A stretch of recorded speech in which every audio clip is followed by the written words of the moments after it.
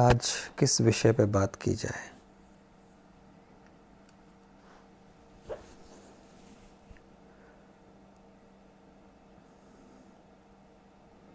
एक विषय जो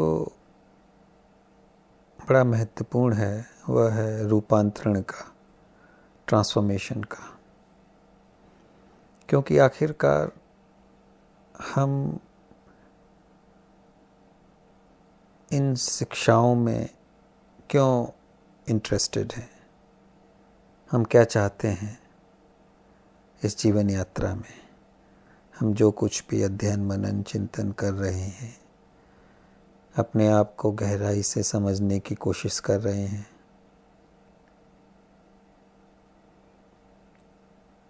यह सब करने का क्या मोटिव है, प्रयोजन है? प्रयोजन तो एक ही हो सकता है, यदि यह सिर्फ बौद्धिक मामला नहीं है तो एक गहरा रूपांतरण हो, बदलाव हो, आंतरिक ट्रांसफॉर्मेशन हो। तो ये क्या है बदलाव? हम किसे कहते हैं ट्रांसफॉर्मेशन?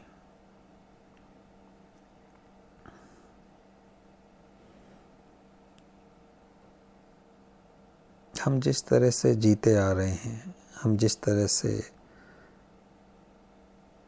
क्रिया प्रतिक्रियाएं करते आ रहे हैं,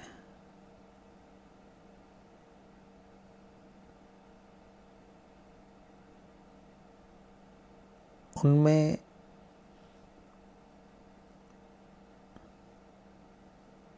एक बदलाव आना, यानी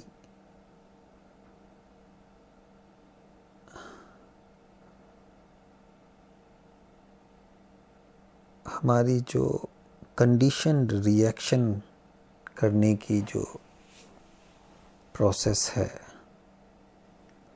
उसका रुकना।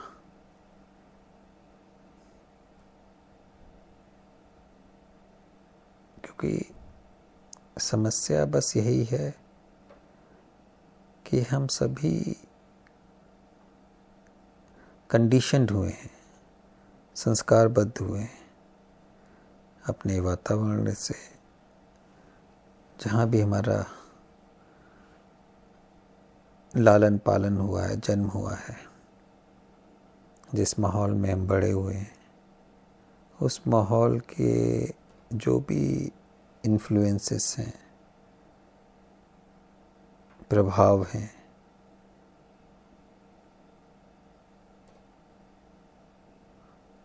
जिस कल्चर रिलीजन में हम बड़े हुए हैं, जिस भाषा के माहौल में हम बड़े हुए हैं, जिन मान्यताओं विश्वासों के साथ हम घिरे रहे हैं, उन सब की छाप हमारे ऊपर है, हमारे मन मस्तिष्क पर है। और उन छाप के अनुसार हम व्यवहार करते हैं अक्सर।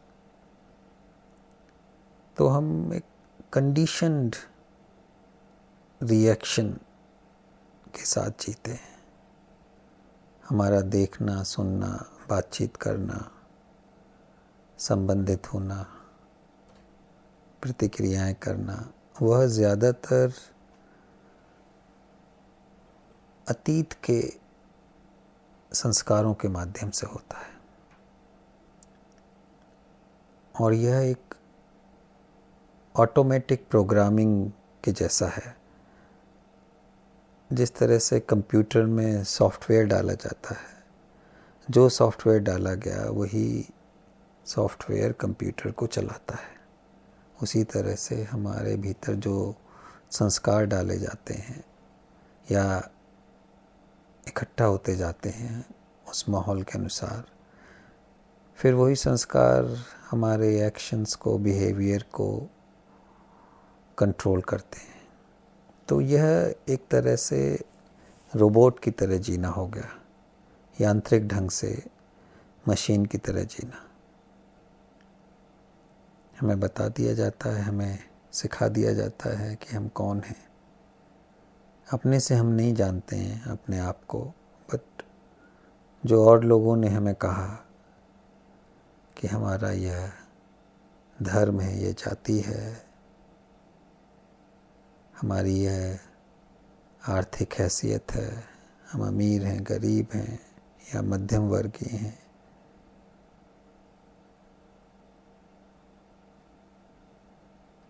हम इस देश के वासी हैं।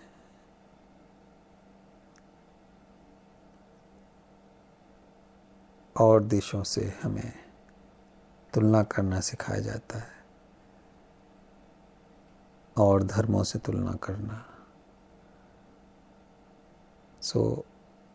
हमारी मान्यताएं दूसरों से अलग हैं और हम अपनी मान्यताओं को सर्वोपरि रखते हैं। तो आप ये देखिए कि आपका सारा जो आंतरिक बनावट है वह इन संस्कारों के इर्द गिर्द है, और वही अपने को जीती रहती है। तो उनसे रिएक्ट करना क्या जीवन का लक्षण है? जब हम अतीत के माध्यम से अपना जो कुछ भी एक्यूमुलेटेड पास्ट है उसके ज़रिए जब हम जीवन जीते हैं तो वो बड़ा ही सीमित होता है, बहुत ही बंधा हुआ होता है, संकीर्ण होता है, और वह हमें बांध देता है समय की श्रृंखला में।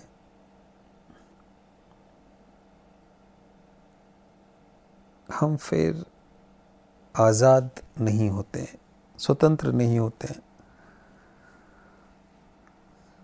ना अपने को ज्यों का त्यों देख पाने के लिए और ना ही औरों को। एक दीवार बनी रहती है। तो ये जो कंडीशनिंग है वो हमें बांटती है, विभाजित करती है। हमें ये भ्रम लगता है कि हम अपने लोगों के साथ हैं क्योंकि ये लोग एक ही कंडीशनिंग को साझा कर रहे हैं। पर आपने देखा होगा कि ये भ्रम बड़ी जल्दी टूट जाता है। एक ही संस्था में, एक ही धर्म में, एक ही विश्वास वाले लोग आपस में भी लड़ते रहते हैं, क्योंकि वहाँ पर फिर दूसरे ढंग का ईगो आ जाता है। तो ईगो की तो बहुत सारी परतें हैं। आप सोचते हैं कि एक ही कंडीशनिंग, एक ही संस्कार वाले लोगों के साथ रहने पर शांति रहेगी, पर आप देख लीजिए एक परिवार तक में शांति नहीं होती है, क्योंकि मैं का जो खेल है बड़ा ही सूक्ष्म है, सटल है। वो कहीं ना कहीं से विभाजन ले ही आएगा। जब तक आप इस मैं के खेल के साथ जी रहे हैं यह दुख लाता रहेगा। इसीलिए मैं को समझना ज़रूरी है। यदि ये मैं मेरे अतीत पर आधारित है, उसी से बना है, तो ये बहुत ही सीमित है, बहुत ही झूठा है। तो झूठ पे आधारित मैं हमेशा दुख लाएगा। तो क्या कोई और मैं है, इसका पता लगाना है। क्या कोई ऐसा अस्तित्व है, वजूद है, जो अतीत से बंधा ना हो, जो कंडीशनिंग से बंधा ना हो? तो हम कैसे पता लगाएंगे? उसको पता लगाने की पहली शर्त तो यह है कि आप अपने पूर्वाग्रहों से मुक्त हों।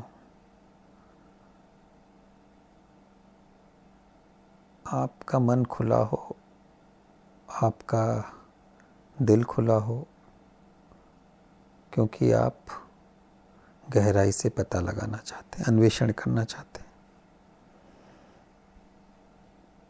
अगर आपका उद्देश्य अन्वेषण करना नहीं है,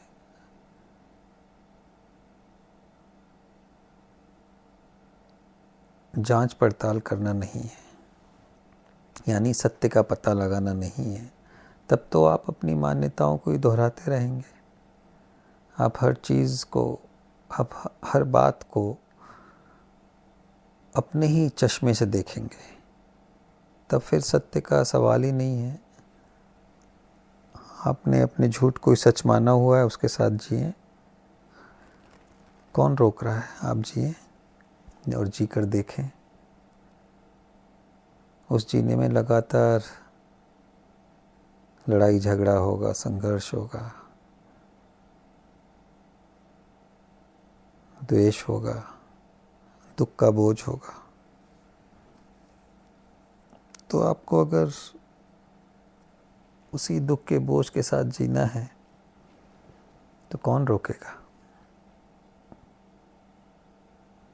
जब तक आपके अंतर मन में ये आवाज़ नहीं उठती है कि नहीं, मुझे इस बोझ के साथ नहीं जीना है, मुझे सच का पता लगाना है, मैं कौन हूँ इसका पता लगाना है, जीवन को क्या बिल्कुल अलग ही नज़रिए से देखा जा सकता है, जिया जा सकता है, इसका पता लगाना है। जब ये पैशन होता है,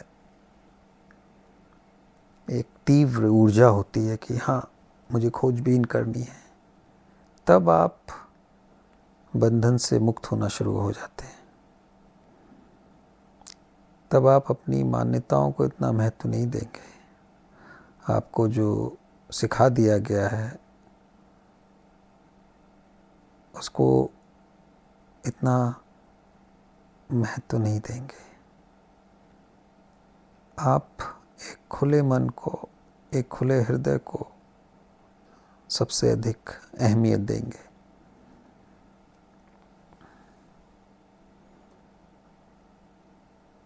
तो हमारी ज़्यादातर समस्याओं की जड़ में है कंडीशन माइंड से रिएक्ट करना।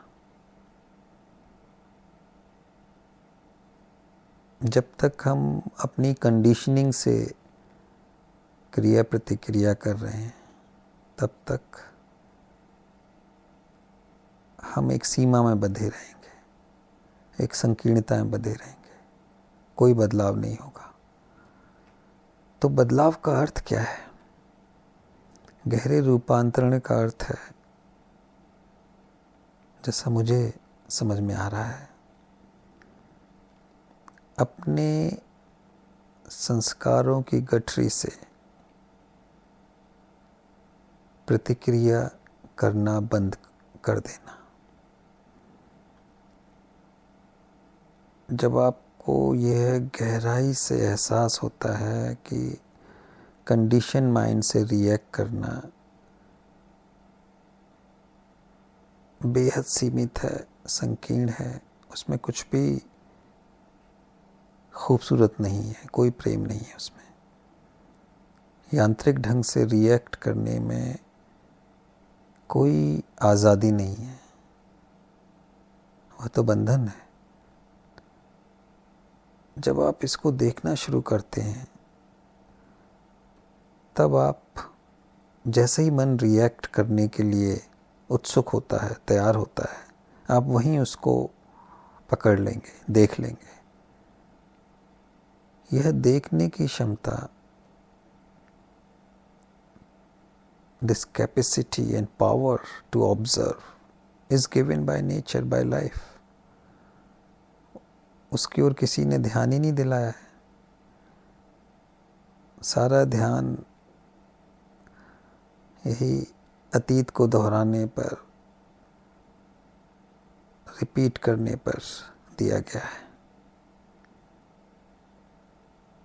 तो हम पहली बार यह समझना शुरू करते हैं कि एक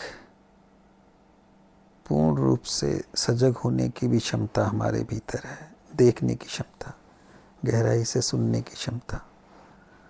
और इस प्राकृतिक क्षमता के साथ हम अपने प्रतिक्रिया करने वाले मन को भी देख सकते हैं, उसको उसी क्षण पकड़ सकते हैं, क्योंकि हमें तुरंत एहसास हो जाएगा, पता लग जाएगा कि अब हमारा जो ओल्ड माइंड है, जो ओल्ड मशीनरी है, वह अब सक्रिय होने जा रही है। जब मैं किसी से बात कर रहा हूँ, जब मैं कोई एक्शन ले रहा हूँ, जब कोई निर्णय ले रहा हूँ, तो उसी क्षण ये देखें कि यह सब कहाँ से आ रहा है। क्या इसमें मेरा कंडीशन माइंड इन्वॉल्व है? तब हमारा कोई भी एक्शन पूर्ण नहीं होगा, कंप्लीट नहीं होगा, आधा अधूरा ही होगा, विखंडनकारी होगा, फ्रैगमेंट्री। तो जब आपको पता लग जाता है कि फ्रैगमेंट्री एक्शन कॉन्फ्लिक्ट लाता है, दुख लाता है, इसको जब आप गहराई से समझ जाते हैं, तब आप सजग होना शुरू करते हैं कि फ्रैगमेंट्री एक्शन यानी विखंडनकारी क्रिया या कर्म, जो कि हमेशा अतीत की गठरी से निकलता है, कंडीशनिंग से निकलता है, वह दुखी लाता है, सौरो ही लाता है। तब आप इस यंत्र का कम से कम इस्तेमाल करने लगते हैं, क्योंकि आपका भरोसा उस पर से उठने लगता है। अभी तक तो पूरे समाज ने आपको बताया कि भैया इसी पे भरोसा करिए, आपका सारा ट्रस्ट, सारा फेथ इस कंडीशन्ड इंस्ट्रूमेंट पर ही था। जब इस पर प्रश्न चिन्ह लगने लगता है, जब आप इस पर सवाल उठाने लगते हैं, तो इसकी गति धीमे पड़ने लगती है। जब तक आप सवाल नहीं उठाते हैं, तो यह यांत्रिक मन अपनी पूरी स्पीड के साथ चलता रहता है। सवाल उठाते ही इसकी स्पीड में कमी आने लगती है। इसीलिए क्वेश्चनिंग का इतना महत्व है। Questioning is part of intelligence.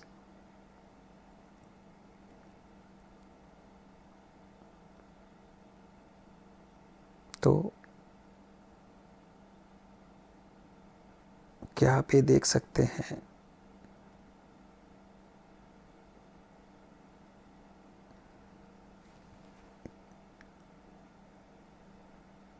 इस कंडीशन्ड फील्ड से रिएक्ट नहीं करना जीवन की शुरुआत है, एक संपूर्ण ढंग से जीने की शुरुआत है। जब आप संस्कारों की गठरी से इस पूरी ओल्ड मशीनरी से रिएक्ट नहीं कर रहे हैं, वहीं से बुनियादी परिवर्तन की शुरुआत होती है। आप जैसे जैसे जागते हैं, अपने सोने के प्रति, यानी जैसे जैसे आपको पता लगता है कि आप कैसे सोए हुए हैं इन मान्यताओं में, विश्वासों में, अतीत के साए में, और यह सोना, this mechanical sleep is not life, इसकी अनुभूति के साथ ही आप जागना शुरू करते हैं। आप ये देखते हैं कि एक शांत मन से, एक प्रेम के धरातल से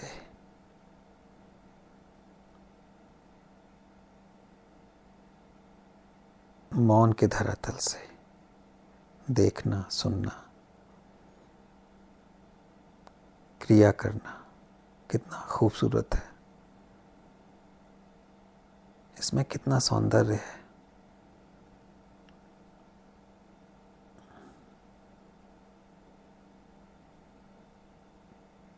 वहीं से एक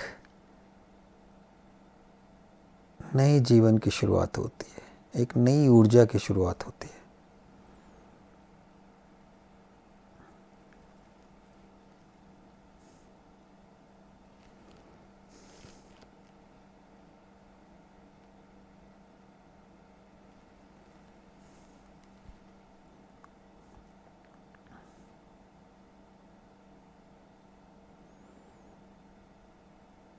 Not to react from the old machinery is the transformation.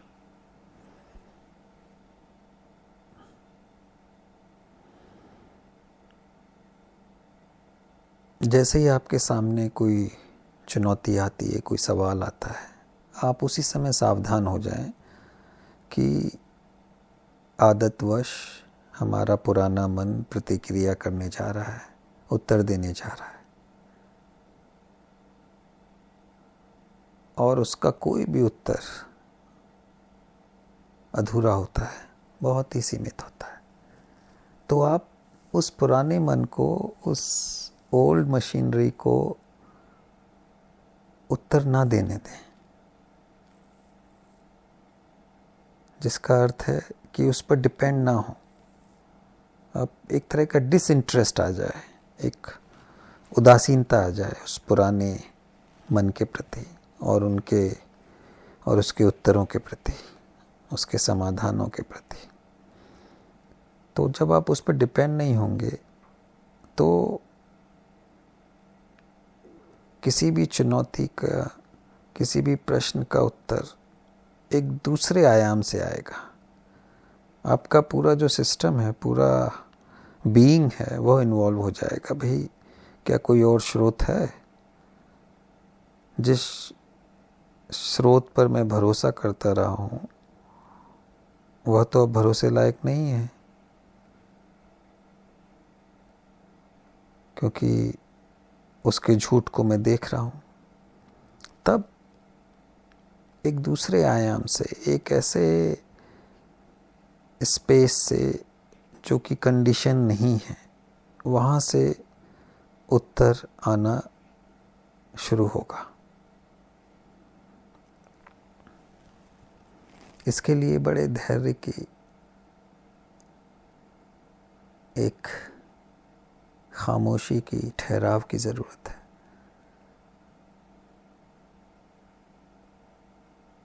Pause की ज़रूरत है, साइलेंस की ज़रूरत है, इनर साइलेंस।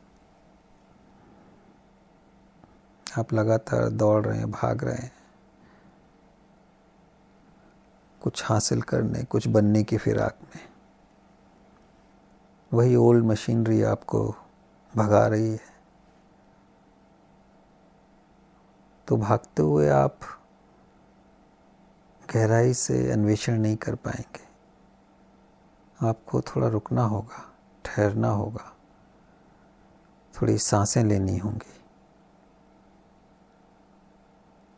कुछ होने बनने के घोड़े पर जो आप सवार हैं उससे उतरना होगा। तब आप देख पाएंगे कि आपके चारों तरफ क्या है, उसकी हकीकत क्या है।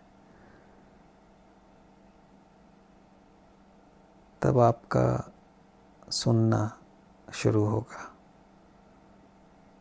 होश में आना शुरू होगा। तो ये आंतरिक शांति बेहद जरूरी है।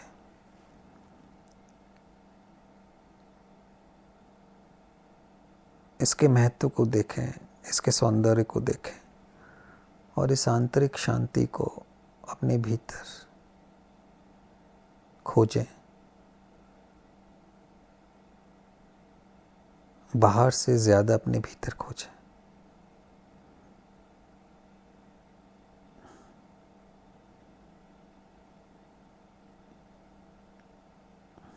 अगर भीतर शांति नहीं है तो आप कहीं भी चले जाइए, शांति नहीं मिलने वाली है।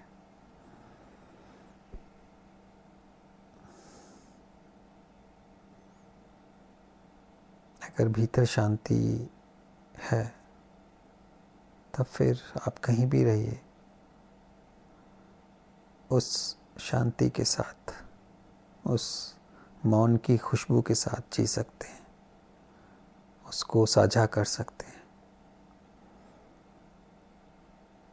यही रूपांतरण की शुरुआत है,